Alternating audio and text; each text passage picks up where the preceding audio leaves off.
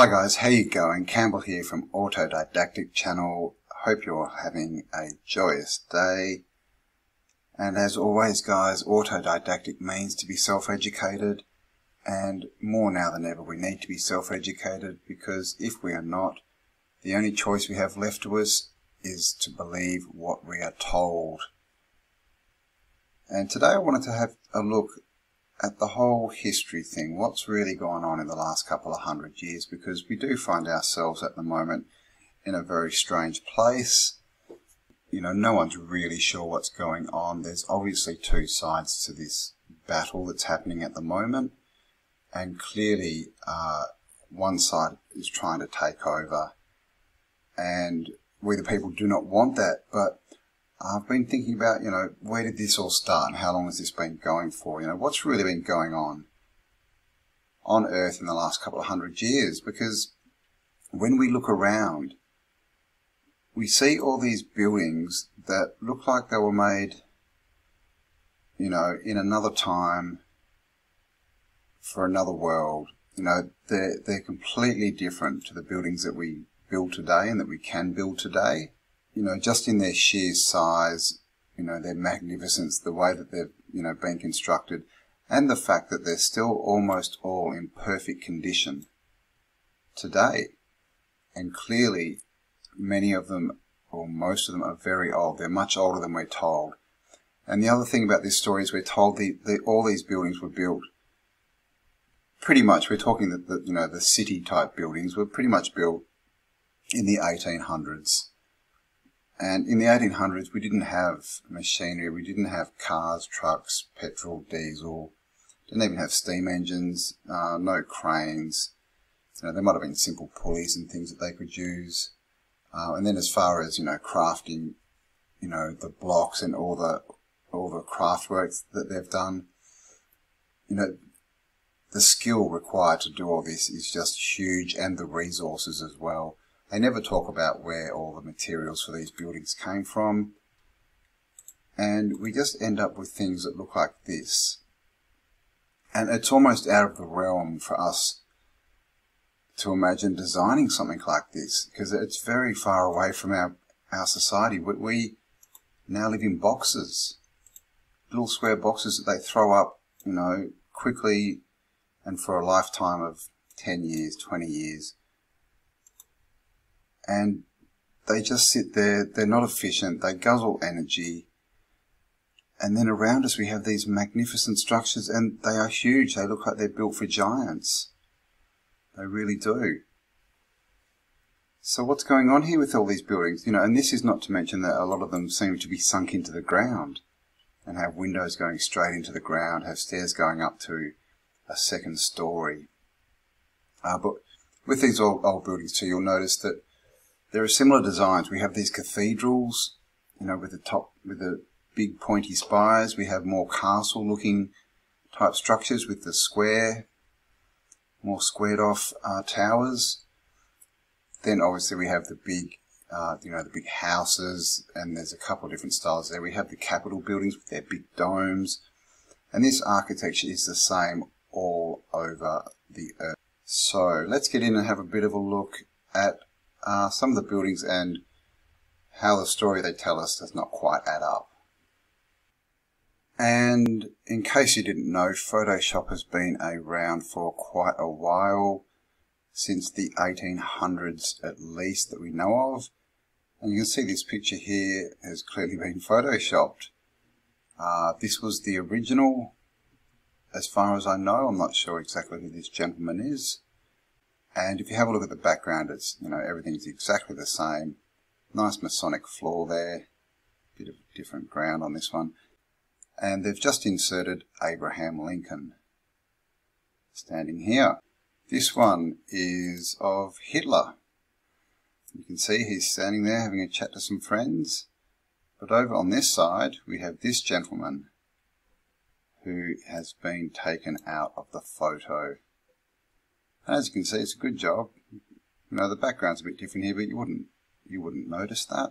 Here's another one. This is looks like an officer. He's actually smoking a cigar, as you can see, and the smoke's running up, and there's his girlfriend or wife in his cigar smoke. And these, there's quite a few of these. It's a bit strange, but lots of headless photos. As you can see, we've got a bunch of soldiers all carrying their own heads. This was produced by the Russian government as part of a propaganda project back in the 30s and 40s, I think. And as you'll see, it looks like a supersonic jet thing flying out of the water. And here's some more of the creepy headless photos. You can see these are all, you know, early 1900s, late 1800s. You know, all a bit morbid. But this is what they could do, you know, photo manipulation. This guy's got his head on a stick. And so this is what was going on back in the 1800s. Look at this one. Now they could definitely do this. And so what's to say that the photos that we're looking at, where they're actually trying to hide the truth from us and hide history, what's to say that they are not manipulated? In fact, you know, with what we know about the world and what's going on, it would make sense that they were manipulated, because we know that they're lying. They're lying to us.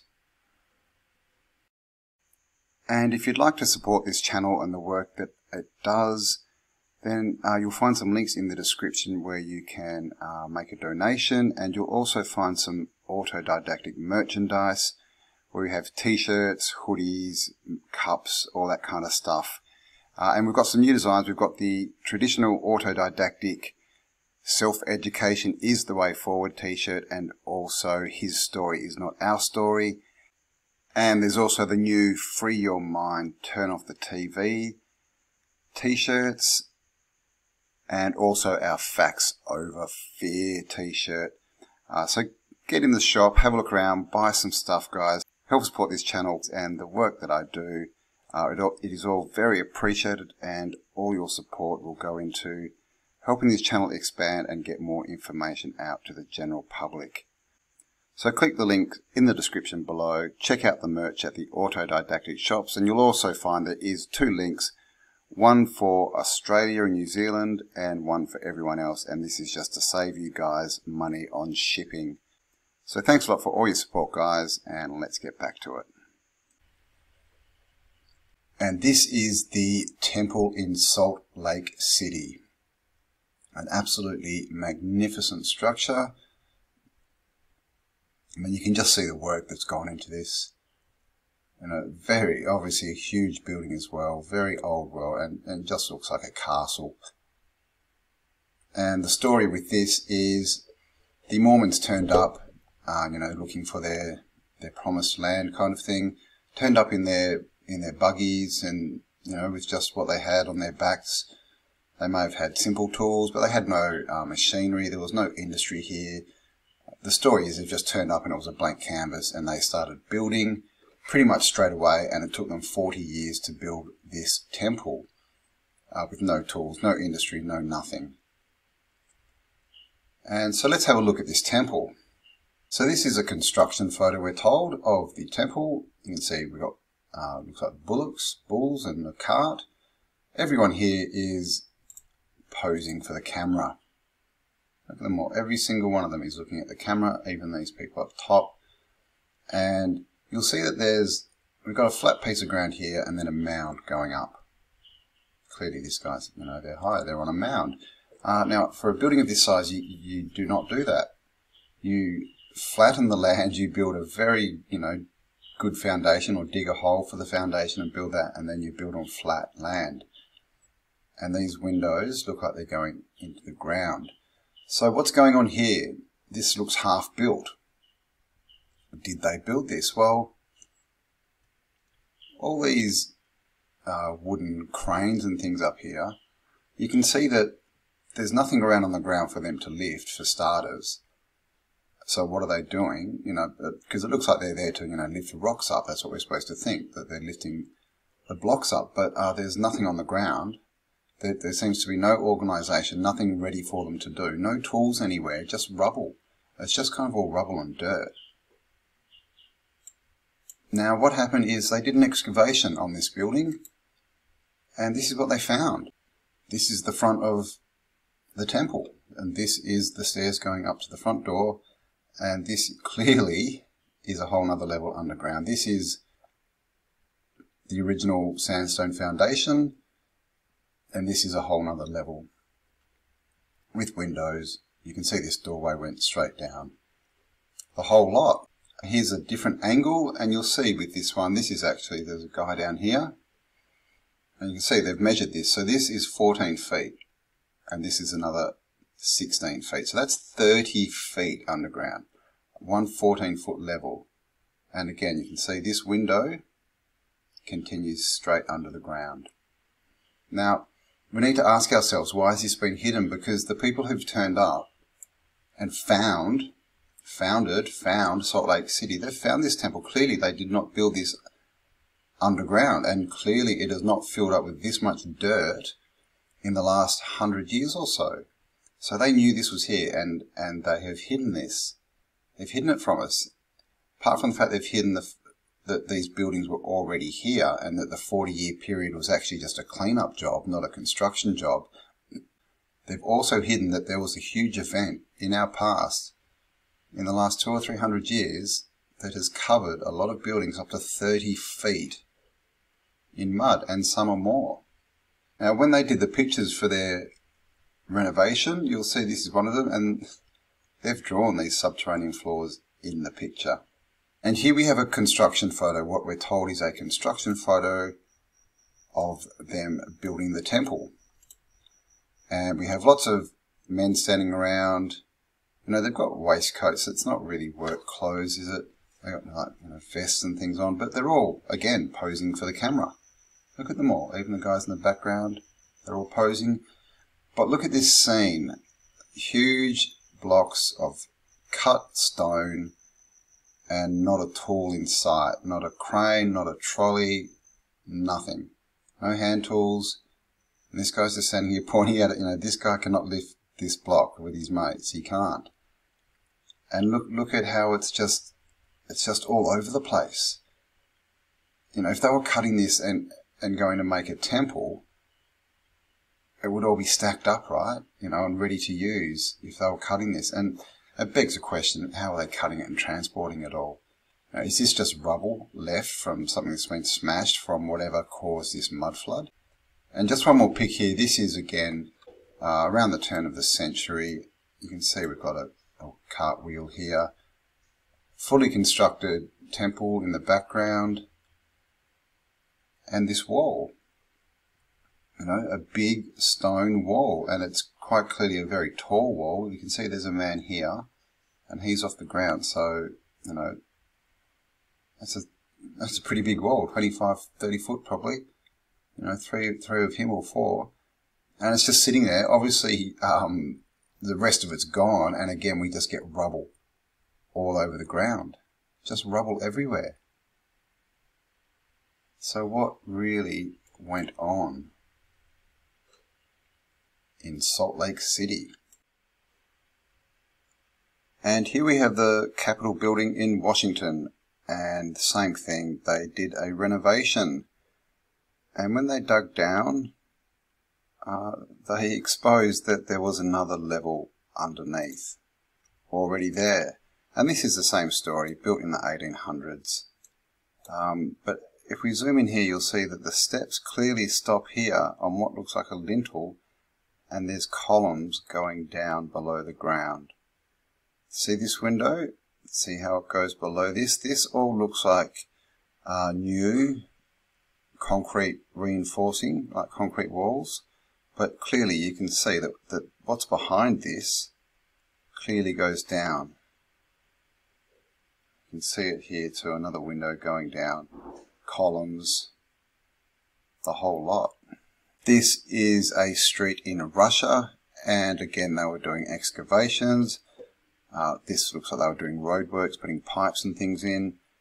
And they've dug down, and look what they've exposed. Windows and doors. This one still has a window frame on it by the looks of it. Going straight down into the ground, and the foundations are way down here. And this is just all mud. And this was called the Whole of Paris. It was, again, a huge government works where they did excavations. And on this one, you'll see they've uncovered multiple stories, 3 or 4 stories here. Got all these old buildings on top. And underneath, going down, we have columns down here. This has all been exposed.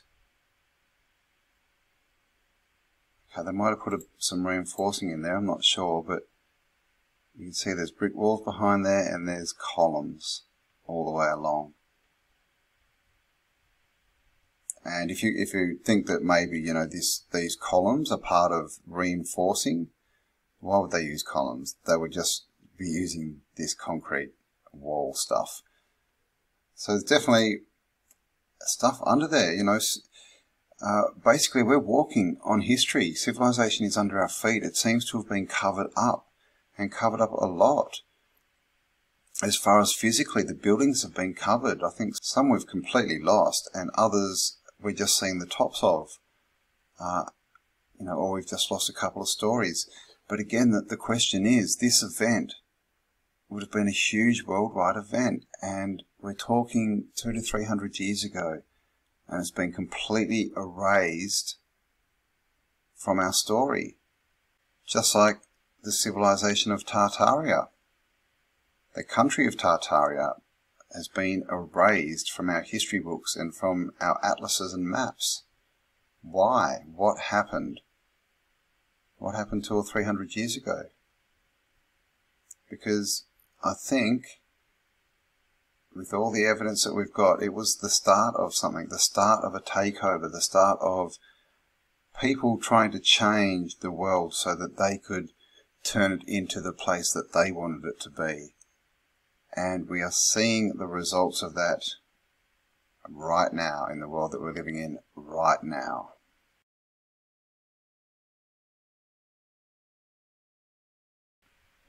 And so we have all these maps of this country, Tartaria, as you'll see right here, Tartaria.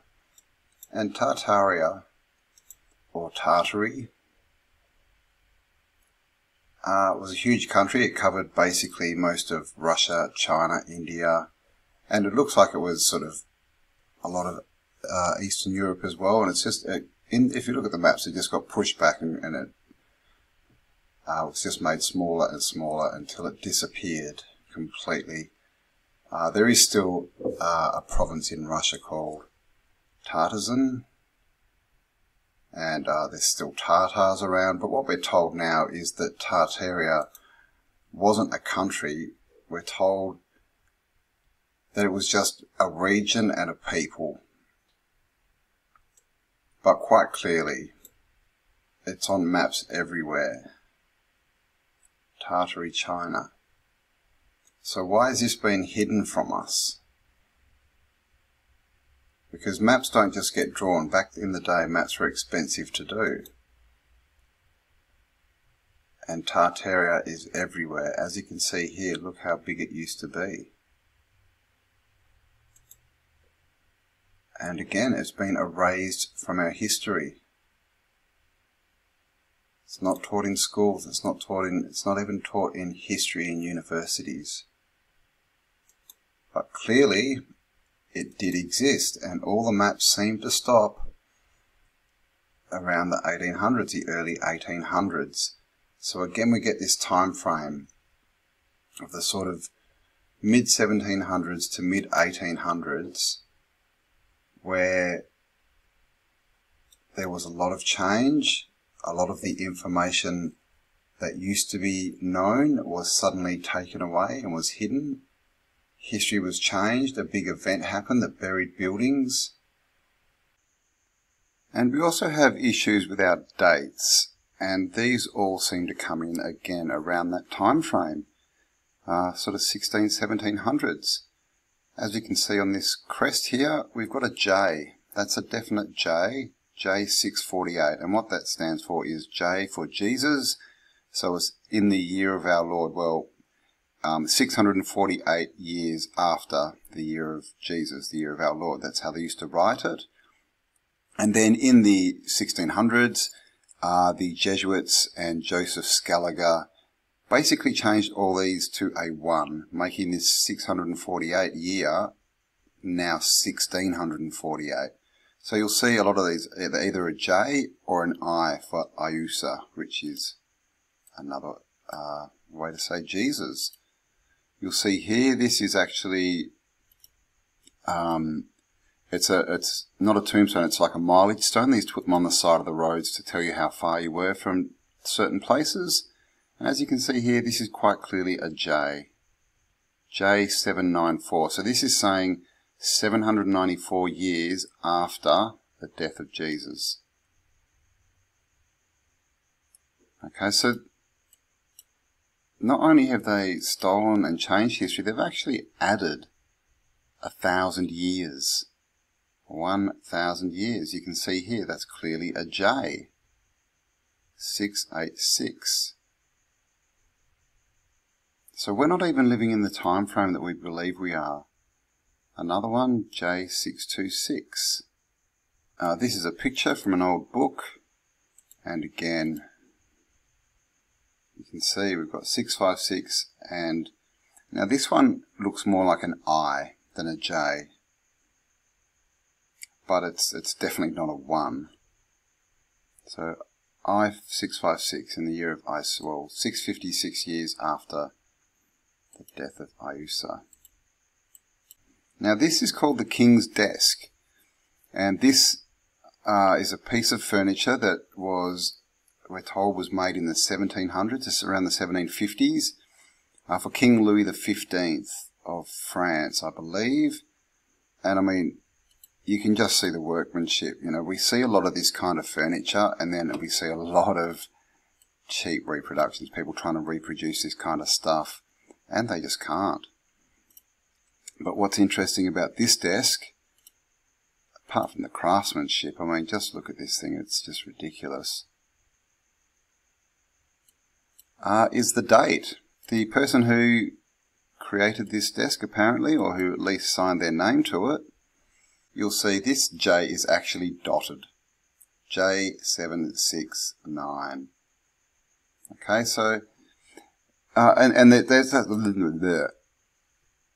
And that's just a few examples, guys. These things are everywhere. They're on a lot of maps, a lot of old drawings, coins, you know, pottery, things like this. So if you look into it, it's clear that 1,000 years has been added. Okay, so this J769 became 1769. They've added 1,000 years to our story.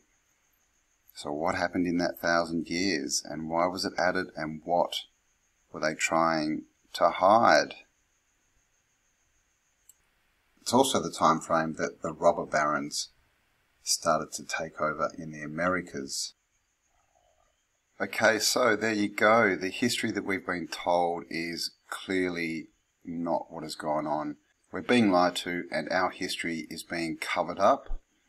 And so in the next episode, we're going to get into who exactly are these people who have hidden history from us and basically stolen everything for themselves and their families. And this is how they've created this generational wealth that is now making the rules, or trying to, for all the people on Earth. So thanks for spending some time with me, guys. Have a joyous day, and I shall catch you on the next upload. Bye for now.